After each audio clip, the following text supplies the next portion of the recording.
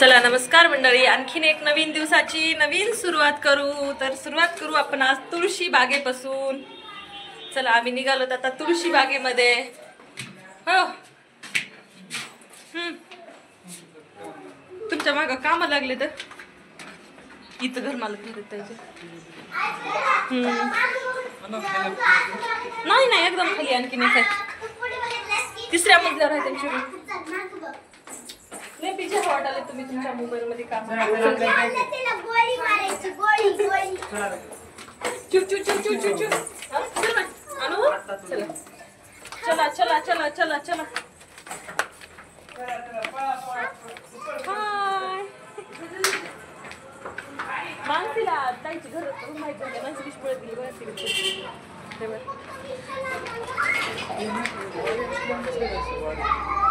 हे कोणता चौक होता ते चौकच घरात. कोणता चौक? शास्त्री चौक. भोसरी मध्ये शास्त्री चौक आहे, वाडी नाही हो. चाळी चाळी म्हणजे मुंबईकडे यायला चाळ्या अशा इकडून इकडून घर.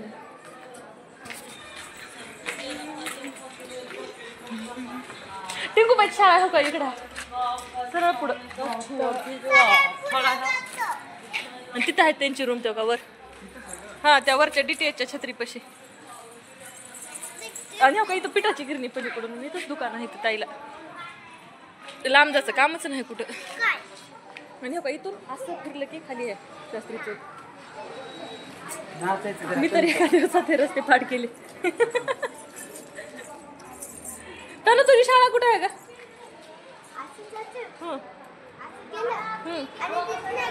गाडी आल्या साईडला.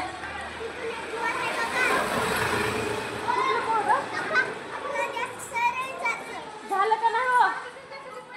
आम्ही बी तुमची वाट बघत थांबलाय हो का. तेवढ्या लांब दिसत ना तुम्ही, आता इशारा दिसतोय तुमचा. या चल की याचं नाही का संगम तुला.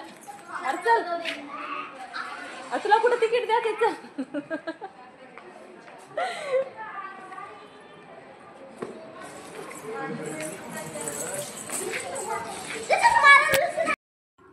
आमचं आवरण झाल्याच्या नंतर ताईची जाऊ त्यांचे लेकरं, एकच मुलगा आला होता, दुसरा काही आला नाही. भोसरी ते मनपा असा आम्ही PMTचा छान असा प्रवास केला. आणि त्याच्यानंतर आम्ही मनपामध्ये पोहोचलो. आणि मनपापासून थोडंसं 10 ते 15 मिनिटाच्या अंतरावरच हे आहे आपलं शनिवार वाडा. आणि शनिवार वाडा झाल्याच्या नंतर त्याच्या पुढं तुळशीबाग लागते. आणि तुळशीबागेमध्ये एंट्री करण्याच्या अगोदरच आपल्याला दगडूशेठ गणपती लागतो. आणि गणपती बाप्पाचंही दर्शन घेतलंय. पण समोर तुम्ही व्हिडिओला असंच कनेक्ट राहा आणि बघू शकता. इथं थोडंसं हसी मजाक करत करत आम्ही निघालोत. का तर आम्हाला इथं PMT आमची चेंज करायची होती. भोसरी ते मनपापर्यंतची एक घेतली, नंतर दुसरी. तर मग आम्ही बसलोत PMTमध्ये. आज जरा ह्यांच्या मागं कामं असल्यामुळं त्यांनी थोडंसं व्हिडिओमध्ये बघणं गेले. त्यांचं मोबाईलमध्ये सुरू आहे. चला असू द्या, कधी कामं असतात कधी गप्पा मारायच्या असतात. तर मग 5 ते 10 मिनिटाचा रस्ता क्रॉस केल्याच्या नंतर तुळशीबाग आली समोर. आणि तुळशीबागेत गेल्याबरोबर गणपती बाप्पा मोरया छान असं गणपती बाप्पाचं आणि आपल्या सूर्यनारायणाचं दोघांचं सोबतच दर्शन झालं. कारण मी शिखराचा व्हिडिओ घ्यावा म्हणलं आणि 11:30 वाजले होते. त्याच्यामुळं ते सूर्य पण एकदम असा वर आलेला होता. तर बघू शकता तुम्ही, मला एवढं भारी वाटलं गणपती बाप्पाचं दर्शन घेतल्याच्या नंतर. आणि मी थोडंसं झूम करून घेतलं, मला म्हणजे त्या गाडीच्या काचातून मध्ये दिसल्याच्या नंतर. तर खूप छान असं गणपतीचं कसलं मनमोहक एकदम सुंदर रूपाचं दर्शन घेणं खरंच म्हणजे भारीच वाटलं. त्यांना म्हणलं सगळ्यांना तुम्ही थांबा म्हणलं, मी दर्शन घेऊन येते. कारण त्यांनी म्हणजे सतत जातात. आणि गर्दी काही अशी एवढी लई नव्हती. पण तिथं चप्पल ठेवायला एकदम पलीकडे जावं लागणार होतं. आणि चप्पल आणि 3 लेकरं होते टोटल आमच्यासोबत. आणि इथं एवढी ट्रॉफिक आणि गर्दी असते की फारच जास्त गर्दी असते. मग त्यांनी मुखदर्शन घेतलं बाहेरून, ताईनं ताईच्या जावनं वगैरे सगळ्यांनी. आणि मग आम्ही म्हणलं आम्हाला काही परत येणं होत नाही. त्याच्यामुळं आम्ही दोघांनी जाऊन व्यवस्थित असं सुंदर गणपती बाप्पाचं मनमोहक असं दर्शन घेतलं. किती छान ते गजबजाट, तिथलचं गजवत आणि लोकांची म्हणजे येणं जाणं, परत राजाचं दर्शन घेणं खूप छान. आणि इथं प्रसाद वगैरे घेतला अगोदर. आणि तिथं ताई वगैरे थांबतो म्हणले त्यांनी. मग आम्ही चाललोत लाईननं. तर बघू आणि राजाच्या दर्शनासाठी मोठ्यांचीच आतुरता आहे असं पण नाही. आपले छोटे छोटे पण किती छान छान लेकरं क्यूट क्यूट यायले तिथं दर्शनासाठी, प्रत्येकाचे आई वडील घेऊन यायले तिथं. तर दर्शन एकदम आमचं म्हणजे 10च मिनिटामध्ये दर्शन झालं. आणि सगळ्यात प्रिय प्रिय एकदम असं त्यांची दुर्वा, खरंच गणपती बाप्पाची एकदम आवडीची दुर्वा असल्यामुळं तिथं सगळ्यांच्या हातामध्ये आपलं जास्वंदीचं फूल आणि आपलं दुर्वा, किती म्हणजे मस्त आणि मनमोहक असं दर्शन घेऊन. मध्ये काही त्यांनी व्हिडिओला अलाउड केलं नाही आम्हाला, त्याच्यामुळं आम्ही थोडंसं बाहेरूनच मी असा शॉर्टकटमध्ये व्हिडिओ घेतला. कारण त्यांनी प्रत्येकाला जर व्हिडिओ घेऊ दिला तर तिथं फारच गर्दी पडते. त्याच्यामुळं त्यांनी मोबाईल हे वस्तू बाहेरच काढू दिली नाही. त्यांनी म्हणजे मोबाईल दिसले की लगेच हातात पकडणं, मोबाईल दिसले की हातात पकडणं हे सुरू केलं होतं. त्याच्यामुळे मी पण तेवढी रिस्क घेतली नाही इथं, कारण मोबाईल जर एकदा म्हणजे घेतला तर ते मला बराच वेळ देणार नाही. त्याच्यामुळं मग मी होईल तेवढं सांभाळूनच व्हिडिओ घेऊन बाहेर आले. तर म्हणजे प्रत्येकाचं नवस वगैरे असते, 10 नारळ 11 नारळ म्हणजे देवाला देणार. त्याच्यामुळं छान असे बांधून ठेवले होते त्या दादांनी. आणि इथं चप्पल ठेवले होते, चप्पल ते घेतले आणि छान अशा टोपल्या सजू सजू देवाच्या दर्शनासाठी चालले. तर आणि खूप छान म्हणजे पब्लिक जाणं येणं सुरूच असते. तर बघ आम्ही तिथलचं दर्शन झाल्याच्या नंतर आम्ही निघालो तर तुळशीबागेमध्ये. तर तुळशीबागेत पण जाताना किती गर्दी, फार बापरे, खरंच म्हणजे मस्त बघण्यासारखं आहे.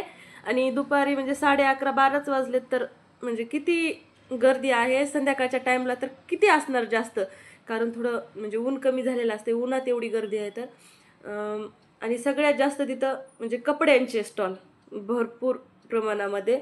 आणि तुळशीबागेमध्ये आपली ज्वेलरी तर बघायचं काम नाही, परत ड्रेस वगैरे खरंच एकदम म्हणजे नंबर 1 सगळं एका छताखाली घ्यायचं म्हणल्यासारखंच ते तिथं म्हणजे तुळशीबागेमध्ये आहे. आणि इथं शिक्के होते. तर आता तिन्ही पण लेकरं म्हणल्याच्या नंतर त्यांना एक इच्छा झाली की चला आम्हाला शिक्के पाहिजेत मेहंदीसारखे. तर छान असे त्यांना शिक्के दिले. त्या काकू घेऊन बसल्या होत्या इथं तिन्ही पण लेकरांना. त्यांनी एवढे खुश झाले की आम्हाला पूर्ण तुळशीबागेत काहीच मागितलं नाही, ते त्यांचे शिक्के बघत बघतच फिरत होते.